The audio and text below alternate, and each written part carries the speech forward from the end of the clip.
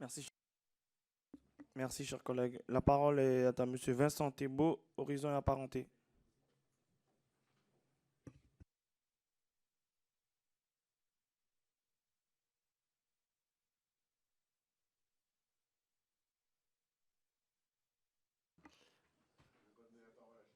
Oui, non mais n'appelez pas au, n'appelez pas au complot, monsieur Thiebaud. On va trouver une solution. Euh, Est-ce que vous... voilà, très bien. Ah, non, non, non. Il suffisait d'appuyer sur le bouton, monsieur Thiebaud. Merci, Monsieur le Président. Merci, Monsieur le Président Zulesi, pour votre bienveillance.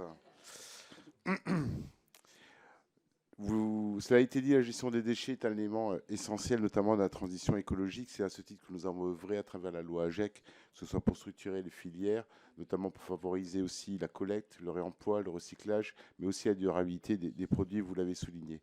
Et j'attends avec impatience effectivement le retour de la mission d'évaluation qui est en cours. Toutefois, effectivement, la situation des Outre-mer doit nous alarmer.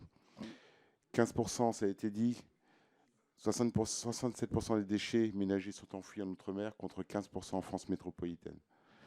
1,7 fois plus coûteux de récolter les déchets, gérer les déchets ménagers en Outre-mer que dans l'Hexagone. 14 kilos d'emballage ménagers par habitant en moyenne sont collectés dans les Outre-mer contre 51 kilos pour l'Hexagone. Cette situation, évidemment, varie en fonction des territoires, mais toutefois, elle nous inquiète et elle doit nous alarmer. Vous l'avez souligné, je suis pour la mise en œuvre d'une territorialisation. Je me réjouis de cette territorialisation, comme vous l'avez évoqué, et l'implication de cette prise de conscience du côté territorial. Permettez-moi aussi de saluer le rôle de l'ADEME, qui en 2023, sur les 40 millions, près de 40 millions d'investissements qui ont été menés dans les territoires d'outre-mer, 63% ont été consacrés à l'économie circulaire, à travers notamment un peu plus d'une centaine de projets. Ce sujet doit nous alerter et vous l'avez évoqué, aujourd'hui, il faut qu'on réponde par des mesures spécifiques.